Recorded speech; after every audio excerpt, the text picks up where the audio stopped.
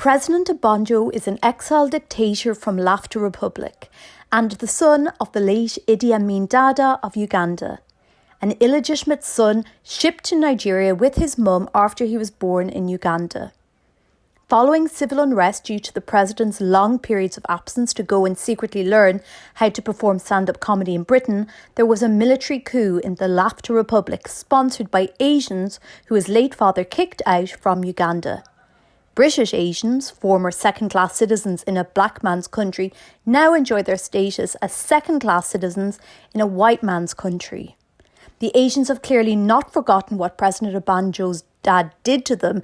They worked with Laughter Republicans to topple President Obanjo, replacing him with an Asian dictator. The story does not end here. The Asians are keen to dominate Africa, and they go to war with the Chinese to conquer Africa. President Obanjo is now exiled in Britain. Having spent the last year observing the state of British politics, he decides to win hearts and minds, to win the British electorate by using stylish humour to make himself known to the British electorate. A year of watching British comedy with the likes of Sarah Pascoe, Imran Yusuf, Reginald D. Hunter, Rob Beckish, Ramesh Ranganathan, the President asked his people to contact one of these comedians to see if they would be prepared to teach him stand-up comedy. Hey, Imran. No, this is not Imran. This must be Ramesh. Is it Ramesh? Well, no, not quite. But we're from the same subcontinent originally. But no, this is Imran Yusuf. That is not good enough. I asked for Ramesh. I asked my people to get me Ramesh. I think he was incredibly busy and with far more important things. But I felt that I needed to get involved. I've always wanted to meet you, President Obanjo. You know, it's always a pleasure to work with and meet a fellow African. And so I'm quite excited about this. You call yourself an African? Yeah, absolutely. Tell me more. I was born in Africa. My family are from East Africa. That's where we're from. We've been there for a few generations, but now we are, spreading out, and we are all over the world. I'm here in London, in the United Kingdom, trying to take this over now. So basically, we're just doing a very slow, kind of take over the world, very soft way of doing it, rather than the kind of British way of doing it. Wait, Imran. Just wait. You said you are from East Africa. Yes. Don't tell me you are from Uganda. Well, my parents lived in Uganda, but then they were eventually thrown out by Idi Amin. And they had so much, they only had 90 days to leave, and they came here to Britain, where they're doing much better. So in some ways, it's a bittersweet thanks. This is not going to work, Imran, because my late father kicked your people out. Yeah, that was the case, but you know what? You've got to learn to kind of get on with people and build bridges and make friends. Otherwise, you'll always be trapped in the unhappiness of the past. And so we landed on our feet. I'm doing quite well, living in the white man's country, making white man money, and it's pretty good. Yeah, this is why my father kicked you people out. Always making money. Very good at it. Money. Very, very good at it. Are you a stand-up comedian? I am. I've come to England. I've learnt English as my second language to a proficient level where I speak it better than many of the natives. And through that, I've learned to become a stand-up comedian and, doing quite well as a result. Okay, so what do you know about me? I have plans to take over this country and... Yes, well, absolutely. Well, first of all, unfortunately, you'll have to get in line because we're taking it over first. But we'll let you know if we've got any areas that, we think that you might be suited for, such as, Swindon or Croydon. We might give you control of those areas because we're not particularly interested. The major cities is where we're focused. That's where all the money is, really. As you can see from early on, we've already taken Southall and now increasingly just taking more bigger parts of the UK until we completely take it over. Well, we'll see what happens. I know we've got Peckham, we've got Brixton, we've got places like that. We've got Camberwell. And yes, we're moving into the English villages as well. So, I'm sure we can. And we've got Scotland. We definitely have Oh, Scotland. great. Well, through a coordinated effort, we can basically just have the revenge on the colonizers and make this our part of the world. Yeah, yeah. But look, But are you ready to cope with the cold look. I over can the long say, term? yeah. I look. This is what I will do when I become leader of this country. I will move the equator from the Congo Basin to the United Kingdom, That's amazing. and there will be heat wave all the way through. Heat wave. That is my That's plan. incredible, like scientific, like vision that you have there. And how would you achieve that? How would you move the equator? Look, I'll speak to Greta. Greta will help me. Greta Thunberg. Oh, is she an ally of yours? Yeah, she is. She supports me. Great. 100%. Oh, amazing. That's great. I wish I thought of that earlier on. I wish I had the help of a teenage Swedish girl who is trying to, evangelize the importance of climate change. And I didn't know that she had the power to help move the equator, which is a great idea. Instead of worrying about fossil fuels, maybe we just need to move the equator. Maybe that will kind of shift things in our favor. My plan, somebody said to me, the only way I can win hearts and minds in this United Kingdom is if I find a way of entertaining people. Stand-up comedy. Yes. Romesh is quite good. Rob Beckett, quite good. Yes. Yeah. Actually, just thinking about it, Imran Yusuf was mentioned. So you quite good. All right, great. I'm glad to be of service. This is a pleasure. So what can you do for me? How can you teach me because I by public speaking engagements, I have lots of people, well over 1,000 people, and they see me and they start clapping in a frenzy.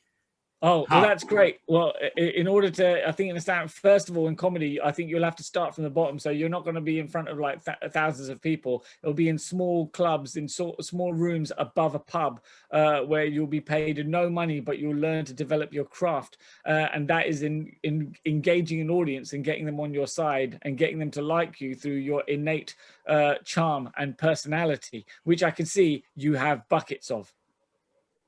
Me start at the bottom. Despite my status, a leader of the unfree world, start at the bottom of where? What do you mean by bottom? Well, the open mic clubs where you'll have to, stand at the back with lots of other desperate people who want to, share their life experiences with everybody. But I think you'll be quite striking the moment you walk on stage in your, military regalia or regalia, however it's said, I think you will arrest the attention of many of the people. Not arrest them physically, but psychologically at the very least, and they will listen to what you have to say. And you have to start with a good opening joke. Would you have a nice opening joke that you could tell a British audience so they would listen to you? Democracy is a virus, and we need to flatten the curve.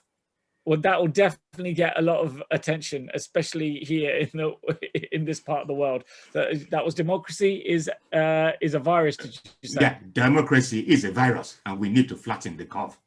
And we need to flatten the curve. Okay, the curve of democracy. That's great. Well, you know what? You're definitely going to have attention of everybody as you say that. Will you have any guards or weapons with you on stage, or do you feel that you can do this yourself? I genuinely think that if I bring my weapons, it will stop them from laughing. And how would you propose that we flatten the curve of democracy? Like, where would you, from that moment you've got the audience, what's the next thing you're going to say? I will tell them what my manifesto is.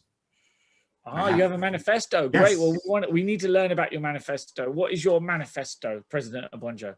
No, it covers immigration, education, food, energy. Let me give you the one on immigration, because I genuinely think it is fantastically a good idea. Okay, great. What I am saying, Imran, that I would like to tell these people is, all races in Kent, including their leader, Nigel Farage, will be revoked of their British citizenship and will be shipped by boat to Africa. Oh, wow. In exchange of Africans occupying their homes, lands, homes, and businesses. And they will be in Africa for 6 months. And after 6 months, they will have to sit the English test. If they fail, they remain in Africa. Oh wow. Okay. Well, I like how you just said that they'll go. You're going to ship them to Africa. You know, like a massive continent, and not to one of the very specific smaller countries that makes it all up. You're just going to send them to Africa. Well, great. I think a lot of people would like to see that. That would be quite funny to see Nigel Farage being frog marched onto a boat and being shipped back, if you like, to Africa, right? Yeah. Where we will have a common ancestor, and having to cope with the heat and the quality of life that you get. Where specifically in Africa do you think you would like to ship Nigel Farage? Because if you ship him back, it would be an example to everybody else of the punishment that is coming their way. I will ship him back to our country, Laughter Republic, state capital, Baghdad. He will learn about our culture. Great. Yeah, Baghdad is the state capital of my country. And he will enjoy being there. What about if he gains political power there? No, he couldn't possibly gain political power. It's 3 months in Baghdad, and then he will move to Islamabad for another 3 months. Oh wow. Okay, so you've got this thought out. So this is going to be like an open air prison for a lot of people from Kent, specifically Nigel Farage. Well, you know what? I think you'd actually get a support from a lot of British people for that part of your manifesto. Yeah. The other one is education. Right. I was following British politics many years ago. Not now. These people that you have there, rubbish. But during that time of Tony Blair. Education. So what this country needs, there's too much freedom. Everything is dangerous to a moral life. Pornography will be reduced to reproduction lessons from schools and will be part of the curriculum. Wow. Okay. Wow. So pornography and reproduction classes are going to share the same space. Mm-hmm. Okay, that one's quite controversial. I don't know how the public are going to respond to that. Are you saying that pornography content should be in schools as part of reproduction classes, or reproduction classes and sexual education classes in schools should be just part of the pornography entertainment world? It is the other way around. Whatever, I like the way you said it. You're really a comedian. Yeah, the reproduction lessons is the one, not the other way around. You know what is really funny is I am you're trying to teach me how to be a stand-up comedian, and you're laughing already. Yeah, so I'm almost there. Hysterical. You're absolutely. I think you'll definitely be doing the big shows very soon, and this will be instrumental in your goal to take over the country. Well, can't you find a way of me jumping the queue, for some money? Me jumping. Oh, right. Well, I guess, yeah, definitely. You want to get yourself on the right side of a slimy agent. I have another one for you, because I know you said I should tell you a joke, but I just have these funny ideas that, people say are funny to me. That's one of the reasons why I decide to do stand-up comedy. TV stations. I think you have too many TV stations, in this country. I think you should limit the hours people spend on TV to 2 hours, and I will cancel BBC and E4, and I will leave Dave channel for obvious reasons. BBC cancelled, E4 cancelled, ITV cancelled, only Dave channel. Only Dave. All right. Okay. For only 2 hours a day. What will everybody do with the rest of the day? They will find, let them go farming or something. Let them do something for the country. Oh, right. Okay. National service. Very powerful, like kind of communist ideology there. People should be working for the nation. Is that right? Yeah, they should be working for the nation, not be working for me. What do you think of these 3 jokes? Are they jokes? Can I actually call them jokes? Because somebody was telling me that in stand-up comedy, there's also punchlines. You have to have punchlines in your jokes. Yes, that's how you are laughing. Yes, at the 3 that I have given you already. Your charisma is so electric that alone is making me laugh. And if you have jokes on top of that, well, I think I may pass out if I hear them. So you are saying that charisma is good in stand-up comedy? Oh, absolutely. I think it's important in politics as well, as you have found. Hence your success. This is really, really interesting. I don't think even Romesh could have done any better than this. I feel comfortable in your presence. I don't know why you're laughing, because I don't see the punch jokes. Yeah. You're obviously a natural at comedy. So how long do you think it would take me? Because the thing that really irritated me that you said was that, oh, I have to start at the bottom. Surely Yes. my status, surely the fact that I have charisma, and obviously I need to develop the jokes for that. That should be that, and also the fact that I'm a president, that should move me. Can't I hear there's a place called the Comedy Store. Can I just go in there and demand that I perform for as long as I want? I'm sure you could definitely try that. You might be felt with some you might actually be met with some resistance, but if you bring an audience, if you have lots of people from the Laughter Republic who are here already and they want to come and see you, and you can put lots of bums on seats, then yeah, sure, you'll be able to do anything. You'll be able to, I'm sure you'll get a commission for a TV show very quickly. You make me laugh. You two are really funny, even though you haven't cracked any jokes. But but this is nice. So you want to hear more of my jokes? Yes, please. Ideas? I'm looking forward to it. I'm looking forward to hearing more of your manifesto. Yeah, my manifesto is my jokes, because the whole idea is that, I just have this idea that if I can make British people laugh, that's almost like winning hearts and minds. And before you know what's happening, they're voting for me. They don't know why, but because of my charisma and my jokes. Yes. They just do you understand what I'm saying? They, because your politics is almost like it's obvious. This is what is really interesting. Your politics has been taken over. It's like comedy. It's funnier than comedy. It's just really funny. It's hysterical. We are definitely the laughing stock of the world. But then America comes along, and then we go, actually, they're the best. There are too many people who eat too much in this country. The obesity in this country is too much. And it's weak of the government to say, oh, yes, we have to have a target for fat people. We will reduce, rationalize food. You can't eat so much. Oh, okay. You'd ration food. Yeah, right. Rationalize. Yeah, rationalize food, alcohol, and excuse me. People should learn how to live 1 bread a week, 1 pint an hour, and 1 excuse a minute.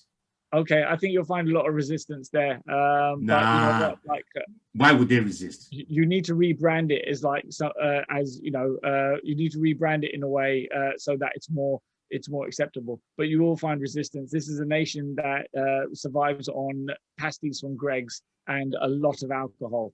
It's this is the advantage I think a lot of Asians, specifically Muslims, have found in this country, is that lots of people who are drinking on a Friday night and they can't get themselves homes. So we have saturated the minicab service, and we're responsible for driving them home and charging them extortionate prices in the evening. And that's how we built all these amazing mosques and temples and businesses, and that's how we've slowly taken over the country. Is that you find the weakness and the thing that the people can't do for themselves, and you exploit it. We work on Christmas and Easter and get quadruple pay, and we're just coining it in, and it's only a matter of time before we buy Buckingham Palace. Yeah, and that's why the real British Raj will rise. Right.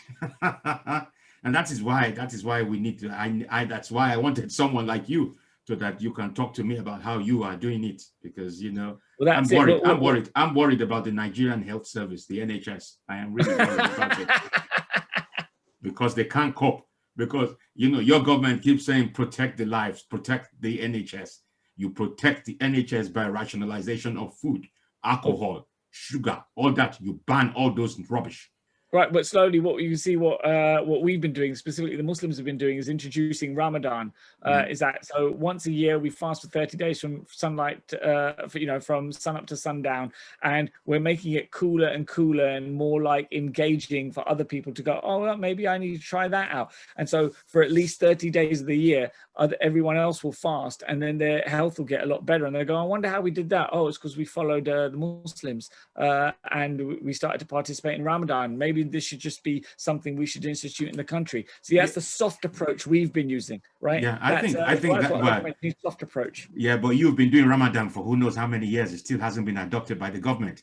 So what I will do is I will appoint you my Muslim minister, and your task will be your task will be to introduce Ramadan for everybody. Doesn't matter if you're Muslim or not. Ramadan all the way through, fasting. Great, awesome. Well, that's a position that I would love to take. I'd encourage it. As you can see, it's done wonders for me because I am I'm always slim. Like I'm always really slim, and it's worked wonders for me. So I'd highly recommend it for everybody else. And so we've been doing the slower approach. But if you want, if you want to make me your Muslim minister and enforce Ramadan on people, I'd gladly take that position. How can you book me, get me into one of these clubs? One of these So fantastic clubs. I need to be on stage addressing not more than at least 500 people in a room. Oh, definitely. Well, I'd recommend calling up the biggest comedy clubs there are in the country and going, do you know who I am? And if they say no, just go, I'm President Abonjo. And if they still say, who's that? We don't know. We'll just go, well, it's in your interest to find out. And I'm coming to your club to perform my brand of stand-up comedy on this particular date. So make sure you sell tickets. Otherwise, there'll be consequences. You can wink, but they probably won't see it because it'll be over the phone. But you just go, if you know what I mean, and then probably send them something in the mail, like just to, make sure they're doing it, like whatever you do in the Laughter Republic. I don't know, a severed horse's head. That's the Italian mafia, isn't it? Sorry. So I don't know, whatever tradition that you have in coercing other people to bend to your will, I would highly recommend you do that. And then you turn up at the club and there'll be loads of people, they'll be clapping and cheering, and you've got to hit them. So right now, your opening line is democracy is a virus and we need to flatten the curve. And everybody else who agrees in your politics is just going to go wild and go, wah! There'll probably be somebody at the back going, I don't agree with this guy. And that's when you need your security to spot that person who's not laughing and quietly dispatch them, right? Without creating a scene. Because we want to make sure, like North Korean style and Chinese Communist Party style, everybody has to be on board on the threat of death. Yeah, I love that. Do you think, somebody said to me that there are times when comedians are performing, they have hecklers. We have our favorite dish is called roasted heckler in Laughter Republic. We love roasted hecklers, yeah. But do you think I will get hecklers when I'm on stage?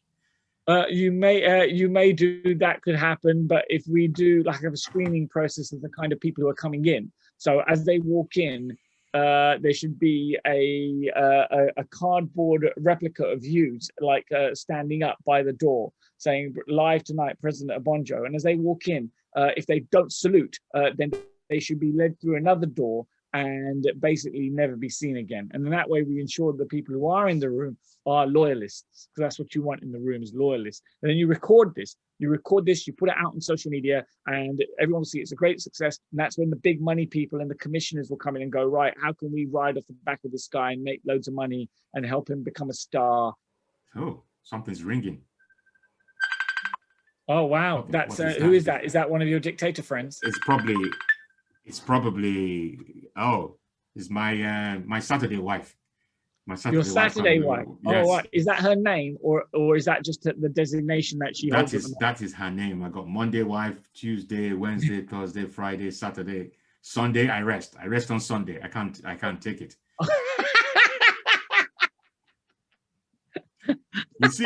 You see, Imran. You see what is really good about this is this how it's going to work on stage? If you are laughing like this, is this how 1,000 people are going to laugh? Yeah, I would very much assume so. I think you're onto a winner here. Look, it's been a pleasure. Like I said, Imran, thank you for spending time with me on a Sunday. What are you doing later on? It's quite sunny out there right now. Yeah, I think I might go for a walk and enjoy the sun. The sun likes to come and visit Britain for a few months a year. And so I would like to go and look at it, because I heard it's good for people of our ethnic persuasions, because we need the vitamin D in our eyeballs, and so it can replenish our souls. And so I'm looking forward to going out and being in the sun. I didn't know Asians also rely on vitamin D. I thought it was only black people. Oh, definitely. We definitely rely on the vitamin D.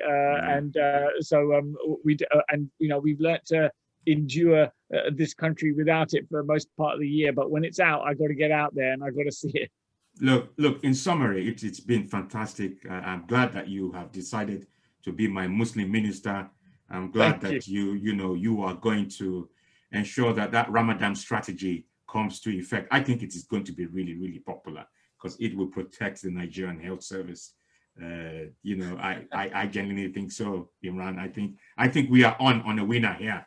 But thank you so much, and I'm sure we will have another session. Actually, I'm not going to. We will have another session. I'm demanding we have another session next Sunday at 1 o'clock. I don't care what you're doing. You just show up. Well, it's your day of rest. You know, you'll be. I'm sure you will have time.